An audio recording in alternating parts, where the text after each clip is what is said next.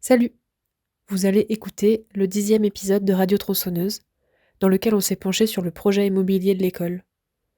Entre les témoignages de Yann Grolot, Audrey Potra et Benoît Pretzeil, on a essayé de comprendre les enjeux des changements à venir. Vous nous avez aussi partagé vos envies pour une école de rêve. Bonne écoute! Il ne se passe pas de jour sans qu'on apprenne la naissance d'une nouvelle radio. Allez-y. Incroyable mais pourtant vrai. La radio pirate artisanale de Lézy. C'est pas la peine d'avoir une radio de quartier, ça ne signifie rien. C'est complètement imbécile. 2 fois par mois, Pour rompre les carcans de la non-communication. Je pense que c'est une blague ce que vous me racontez là. Non, je vous assure, c'est la vérité. vous écoutez Radio Tronçonneuse. Venez dans une école par et pour celles qui la font vivre. Baisse ton salaire. Tu veux t'asseoir quelque part? Je vais prendre une chaise. Peut-être on peut se mettre là, non? Après, il y a la porte, là. Je sais pas si quelqu'un rentre, parce qu'il est en plus il est 14h, donc... Ouais, on peut se mettre là.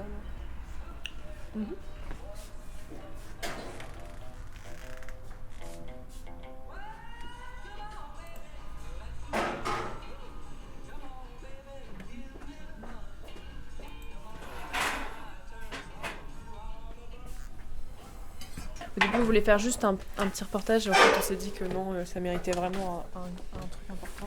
Ouais, c'est un peu, un sujet un petit peu tendu en ce moment. Le projet est complexe de base. C'est un projet qui est un peu dans les cartons depuis plusieurs années.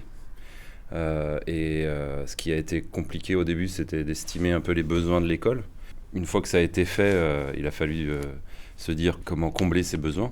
Donc assez vite, il a été établi qu'on garderait le lieu actuel de l'école, le site actuel. Quand il s'est agi de se rendre compte que le lieu actuel, le site actuel ne pouvait pas répondre à tous nos besoins, on n'allait pas construire une nouvelle école, et donc il fallait construire un nouveau bâtiment ou quelque chose, une extension. Voilà. Il y a plein de choses qui se sont multipliées parce qu'effectivement, il y a Magélis qui est arrivé là-dessus et qui a proposé d'associer ses propres intérêts au projet immobilier. On peut comparer à ce qui se passe ici avec le site de Poitiers. Parce que du coup, le site de Poitiers, c'est le scénario totalement inverse, c'est-à-dire qu'il y a une école complète qui sort de terre.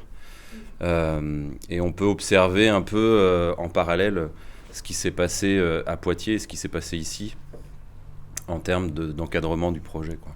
À partir d'un bâtiment neuf, c'est toujours plus simple. Voilà, donc les problèmes sont en termes de respect des normes actuelles et puis de calendrier, de construction, c'est toujours plus simple. Mais au-delà de ça, on a quand même pu observer en même temps une synchronicité au niveau de l'explosion des frais, l'explosion des montants engagés qui ont du coup quasiment doublé avec la crise, avec l'augmentation des matériaux. Et on peut voir déjà de base un symptôme qui est purement angoumoisant, c'est le manque de soutien, ou en l'occurrence un soutien un petit peu avec le frein à main de la ville d'Angoulême, quoi. À Poitiers, quand le sujet a été de rajouter, je sais pas, je dis un chiffre au pif comme ça, 3 millions dans l'enveloppe pour compléter le projet immobilier, c'est ce qui a été fait, quoi. Le Grand Poitiers a mis la main à la poche, quoi. Sur Angoulême, là c'est ce qu'on vit en ce moment, c'est qu'effectivement on a une augmentation des frais et c'est de l'ordre de 3-4 millions, hein. Et donc la ville d'Angoulême a vraiment dès le début complètement barré la possibilité, enfin complètement arrêté la possibilité de rajouter des sous, quoi, par rapport à ça. Mais c'est un symptôme qui s'est un petit peu observé à différents moments de l'histoire de l'école, quoi. D'un côté, la ville devient ville UNESCO pour la littérature et la bande dessinée. Mais ça veut dire que l'école doit faire des choses pour la ville. Et voilà. Et il y a un donnant-donnant qui est un petit peu, des fois, malsain. Et là, en l'occurrence, on a un soutien de la ville qui est un petit peu dirigé. Ouais. C'est-à-dire que dès le début du projet, quand il a fallu dire qui qui commande un petit peu le chantier. On appelle ça les maîtrises d'ouvrage. Il a été décidé que la ville se défaussait d'une certaine de ses responsabilités auprès de Magélis, quoi. Et le fait de faire rentrer un peu Magélis dans ce projet-là, ça a un petit peu complexifié la chose. Ça a pu fluidifier un petit peu certains processus, mais ça a un peu complexifié la chose encore, quoi. C'est-à-dire que le nouveau bâtiment, il s'intègre à des ambitions de Magélis qui ne sont pas celles de l'école. Et forcément, ça crée de la complexité. Voilà. Des travaux comme ça, il y en a une fois tous les 30 ans, je sais pas, parfois tous les 40. Et du coup, les bâtiments ont vraiment un impact sur ce qu'on arrive à faire avec les étudiants, étudiantes ou pas, quoi. Il y a des choses qui deviennent possibles et des choses qui le sont moins, quoi. Donc ça semble important de réfléchir à ça le plus possible ensemble et en concertation, ce qui n'est pas exactement ce qui se passe en ce moment, quoi. Okay. On a commencé à en entendre parler effectivement il y a 2 ans environ. Et après, en fait, il y a eu tout un moment d'éclipse totale où on n'en a plus du tout entendu parler. Et en fait, pendant toute l'année dernière, la direction a prétexté le fait qu'il y avait un conflit social à l'école pour dire, puisque vous voulez plus échanger avec nous sur certains sujets, on va arrêter de parler avec vous sur tous les sujets, et notamment sur le projet immobilier. Tout ne s'est pas arrêté, mais la concertation sur le projet immobilier, là, c'est totalement arrêté entre la direction et les maîtrises d'ouvrage et le personnel. Ce qui est quand même assez surprenant. Et donc, le sujet est revenu sur la table, les tensions aussi, à partir du mois de décembre, puisqu'on a eu le 7 décembre une réunion de présentation des plans de l'école, où on a découvert tout ce qu'ils avaient prévu pendant 1 an, qui était à peu près à l'inverse de ce que nous avions construit au préalable. En 2019, on nous a demandé de nous travailler sur des futurs plans, des futurs emplacements, avec des cahiers des charges bien définis, sans parler d'une pédagogie qui allait changer. Donc on était tous très motivés et très enclins à travailler là-dessus. Après, il y a eu une annonce d'un changement de pédagogie avec des postes qui vont bouger, des disciplines qui vont disparaître. Et le projet immobilier, lui, il a continué à avancer dans ce sens-là, sans qu'on en ait connaissance. Donc forcément, quand on a redécouvert les plans au mois de décembre, tout avait changé. Et on a découvert que ce que la direction et les financeurs prévoyaient en termes de pédagogie, on l'a découvert à travers les nouveaux plans, en fait, en se disant « Ah ouais, en fait, c'est ça qui va se dessiner ». Donc on était tous effectivement assez abattus, déçus, étonnés, surpris, enfin tout ça un peu en même temps. Avec évidemment très peu de marge de manœuvre devant nous parce que très peu de temps pour réagir et puis essayer de faire des choses autrement en fait. Si tu étais architecte et que tu pouvais construire ce que tu veux pour cette école, qu'est-ce que tu mets dedans ? On réhabilite les anciens locaux là à côté et on fait un nouvel atelier trop cool et on fait un balcon au-dessus de la Charente là. Tu sais, pour fumer des clopes. Mais je fume pas donc je m'en fous. Et sinon, qu'est-ce qu'on pourrait faire d'autre ? Je ferais une douve qui viendrait encercler toute l'école en utilisant l'eau de la Charente avec un pont-levis. Voilà. Déjà, je pense que les écoles d'art, ça devrait être pour tout le monde. Donc, je construirais des écoles d'art partout. Et ce serait pour les humains dans leur entièreté. Mais sinon, si c'était juste cette école, déjà, je mettrais des grands ateliers pour tout le monde. Donc je pense qu'un architecte qui penserait à comment on utilise les lieux, nous en tant qu'étudiants ne voudrait pas faire ça. Enfin, ça n'a pas de sens. Mais après, je suis pas architecte. Au début du projet, dès le début, le musée du papier s'est rappelé au bon souvenir de la ville qu'elle lui devait des mètres carrés par rapport à des accords, je sais pas, qui datent, et ça correspondait aux ateliers de 3e année, qui devaient leur revenir à un moment donné. Et ce qui nous a été encore annoncé là-dessus, c'est que la restauration, la rénovation n'allait pas forcément être égale en termes de moyens mis en œuvre. C'est-à-dire qu'on va avoir un bâtiment A où il y a actuellement les ateliers première et deuxième année qui allait pouvoir, un bâtiment qui allait pouvoir être totalement rénové en termes énergétiques, qui serait totalement aux normes. Et par contre, la partie un peu plus ancienne n'allait peut-être pas forcément pouvoir être réhabilitée au maximum de ce qui avait été envisagé, quoi. Donc, une grande disparité de moyens, quoi. Et c'est ça qui frustre pas mal de gens. Les ateliers qui sont actuellement dans l'école qu'on connaît, ils vont pas être déplacés dans le nouveau bâtiment? Là, dans le projet immobilier, tout ce qui est le pôle audiovisuel, on va dire, donc qui correspond à l'atelier photo, l'atelier son, vidéo et du coup animation, tout sera réuni dans une entité beaucoup plus cohérente autour du plateau vidéo et qui va s'ouvrir aussi sur les espaces actuels de l'administration. Les salles de DNA 1 et de DNA 2 resteraient au même endroit, mais n'auraient plus que la moitié de la surface.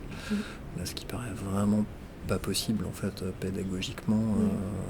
Là, on a beaucoup de mal à voir comment ça pourrait marcher. Et il y a plein d'autres questions, notamment le fait que l'accession handicapée soit toujours pas réglée. Là, ils ont des gros problèmes pour essayer de mettre un ascenseur quelque part. On connaît déjà aujourd'hui le fait que c'est très compliqué, voire impossible à une étudiante handicapée de venir faire ses études ici, et en fait le nouveau bâtiment aiderait pas forcément. Là, ça voudrait dire que comme on fait des travaux que tous les 30 ans, pendant encore 30 ans, il y aurait personne qui pourrait venir en tant qu'handicapé ici, pour étudier. C'est quand même un gros problème, quoi. Enfin, étudier ou travailler d'ailleurs, parce que c'est la même question pour les travailleurs à mobilité réduite, quoi. Enfin, donc il y a des ateliers qu'on agrandit. On agrandit des surfaces d'ateliers pour recevoir des étudiants, mais les plateaux en eux-mêmes, non. En fait, quand on regroupe tout ça, on se rend bien compte qu'il y a une volonté d'amener la pédagogie à un endroit. D'ici quelques semaines, on va avoir officiellement des informations sur les mouvements d'enseignants d'un site à un autre, sur donc qui quittera Angoulême, tout ça on va le savoir. S'ils veulent faire des recrutements, est-ce qu'ils vont en faire? Ce sera sur quel poste? Pour quelle discipline? Ça, on va le savoir aussi d'ici quelques semaines. Et là, on aura une réelle idée de à quoi va ressembler notre pédagogie. Mais en état, on suppose fortement que les enseignants avec des pratiques plastiques ne seront plus là. Et en face, on nous propose des plans avec des plateaux réduits. Donc on imagine que toutes les pratiques qui prennent de l'espace, qui ont besoin de grandes surfaces pour se déployer, a priori elles vont être plus ou moins réduites. Et donc on projette tous un peu des choses comme ça qui sont de l'ordre de l'inquiétude. En face, et du coup ça va ressembler à quoi? On ne sait pas. Et on maintient des grands plateaux pour les 3e et 5e années, sous prétexte que ce sont des années diplômantes, il leur faut de l'espace. Mais en fait, en première et en 2e année, c'est la même chose, surtout qu'en première année, c'est censé être... On teste tout, on est censé être sur un tronc commun pour une année propédeutique. Et en fait, on divise l'espace en deux. Donc, en fait, il y a des points d'interrogation à la fin de chacune de mes phrases, quoi. En fait, j'essaie de mettre le plus de matériel possible. Et comme j'aurais construit une nouvelle école avec de grands ateliers, j'en mettrais plein des différents et très spécifiques. Par exemple, je pense à du métal, à de la terre, du bois, de la sérigraphie, de l'offset, tout ce qui est impression, litho, gravure dans des ateliers séparés. Séparés, mais on pourrait aller dans tous. Je mettrais une scène. Je mettrais un salon avec des coussins, une ambiance musicale. Merci. Tu veux répondre à la question, Audrey? Un café. Un café? Un café. Ah ouais. Genre un café foyer, avec un baby-foot, un jeu de fléchettes et un flipper et des jeux de cartes. À l'intérieur de l'église. Comment je fais Je recrée des bâtiments isolés du son, isolés de la pluie, avec des grands espaces bien confortables, avec des bonnes chaises, des bons écrans pour ceux qui font des écrans, le bar avec les micro-ondes, etc. Avoir vraiment un espace qui soit beaucoup plus agréable, relax, avec des canapes, avec des trucs comme ça, et tout calfeutré pour éviter que ça résonne dans tous les sens, de manière à ce que quand on puisse discuter, on puisse discuter sans avoir à crier ou sans avoir ce genre de choses-là. Je pense que c'est principalement ça que je ferais. On a eu une gestion du projet qui a été telle que le projet s'est lancé, la mise en concurrence des agences d'architectes a été engagée. Et après ça, on s'est rendu compte qu'il y avait des bâtiments qui étaient donc, dans ce plan immobilier qui ne pourraient pas être utilisés, quoi. Donc, mais tout ça après avoir choisi l'agence d'architectes, quoi. Donc ça semble quand même très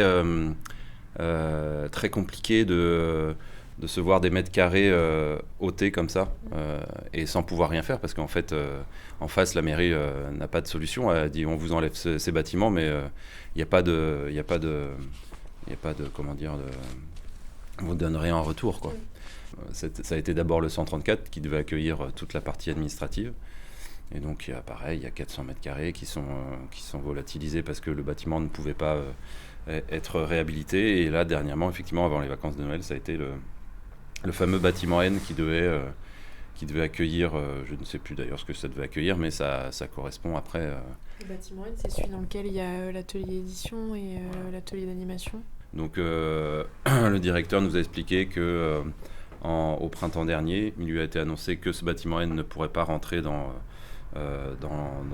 l'action immobilière engagée, et donc qu'il était retiré complètement, et qu'il était en réserve foncière, voilà, qui tombait en réserve foncière, c'est-à-dire que c'est un bâtiment dans lequel on ne pourra rien faire, mais qu'on garde quand même sous le coude au cas où on puisse faire des choses qui... Voilà, bon bref. Ce que je voulais dire, et oui, donc la direction nous a expliqué que quand il lui a été annoncé ça, elle a donc annoncé que on pouvait garder l'atelier volume en location tel quel, et du coup ça a dégagé pour les architectes un jeu de domino de solutions qui pouvait du coup se pallier à cette disparition de mètres carrés. Donc du coup l'atelier édition dans le nouveau projet prendrait la place de l'atelier volume, et après des espaces qui sont dévolus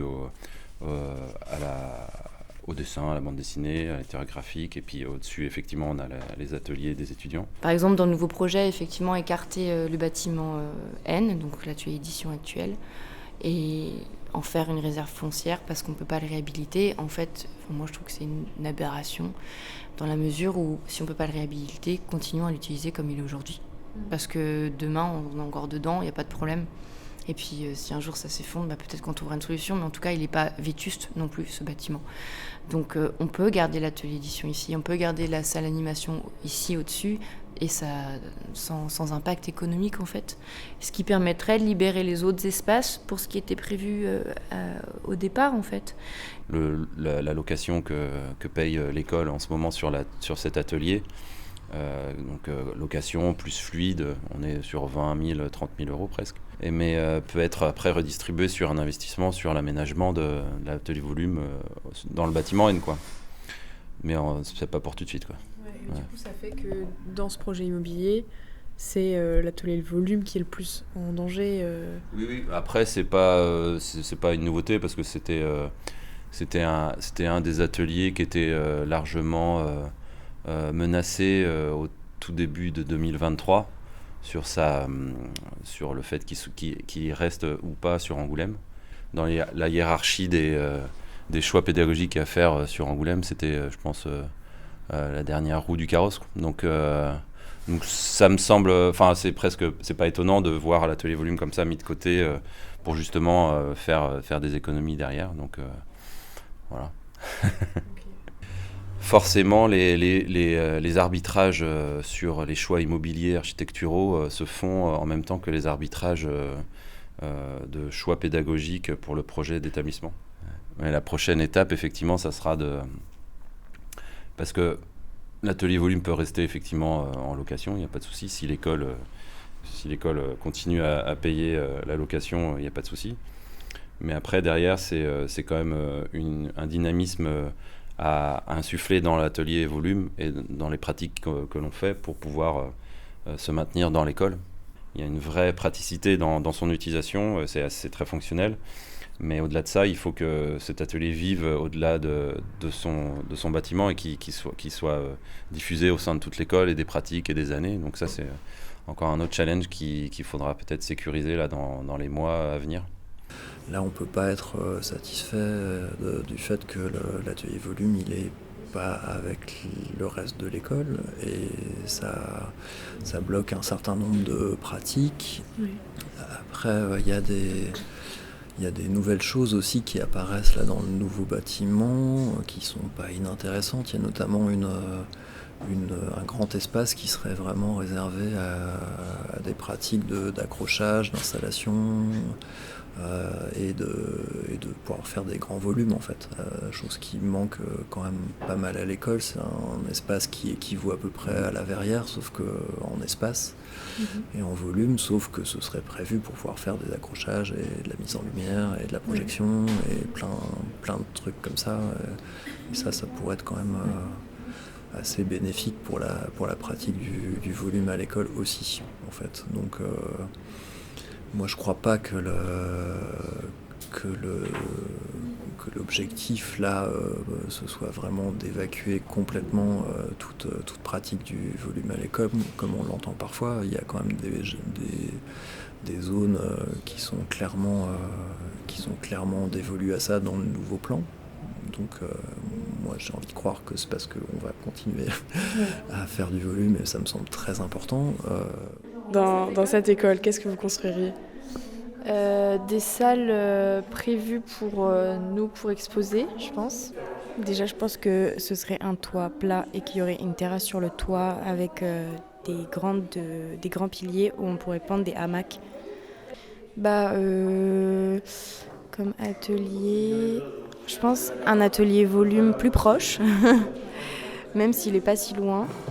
Mais un atelier volume super cool pour faire plaisir à Yann et à tout le monde. Et après, j'aimerais bien que, c'est pas vraiment un atelier, mais j'aimerais bien que la bibliothèque elle soit genre vraiment plus grande et tout. Ce serait trop cool, qu'on ait vraiment la place de se poser entre les livres et tout, ce serait trop cool.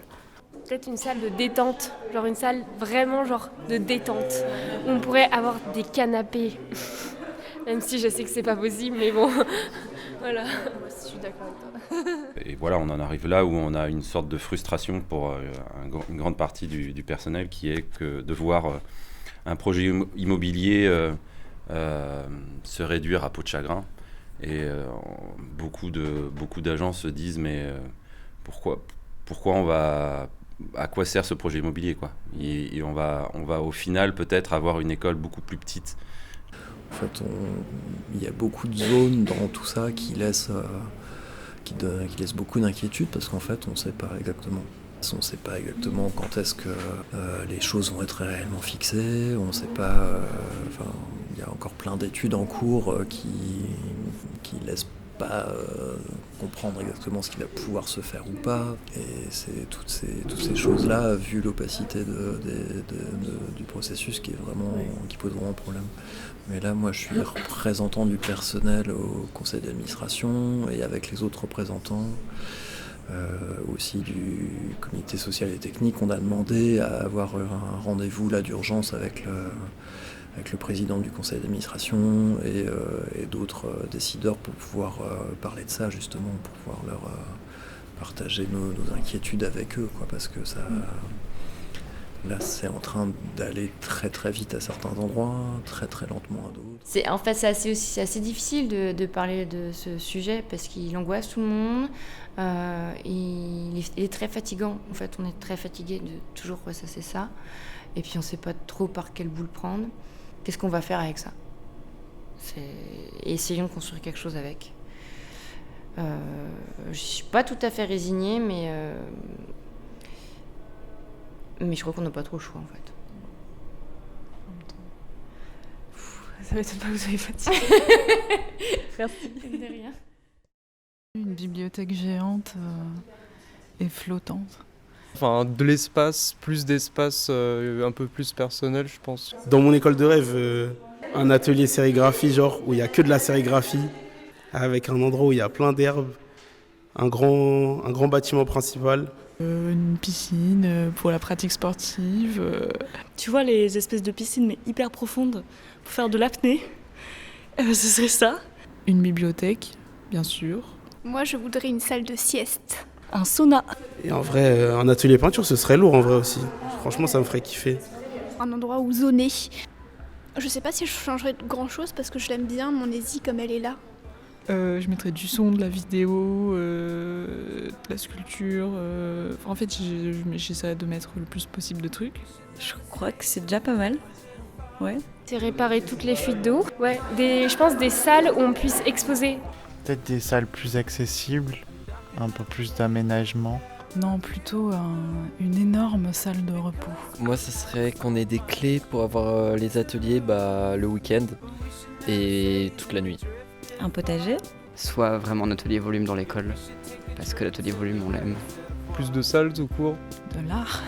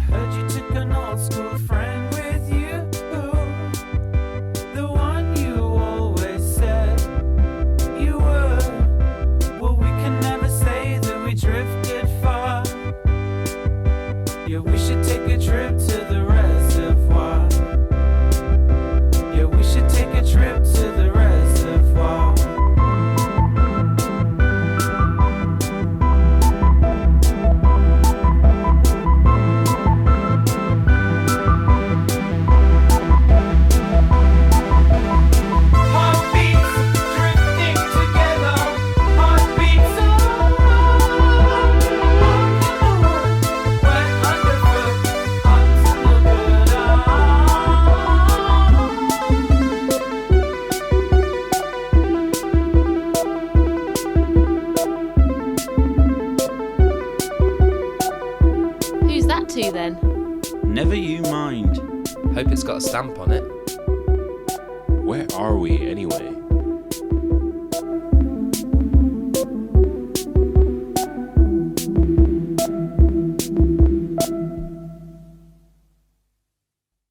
C'était Réservoir de métronomie pour l'épisode 10, Projet immobilier de Radio Tronçonneuse. On se retrouve très vite pour le prochain épisode, et d'ici là, si vous avez envie de nous contacter pour nous partager une idée, une envie, un projet, n'hésitez pas. Ciao!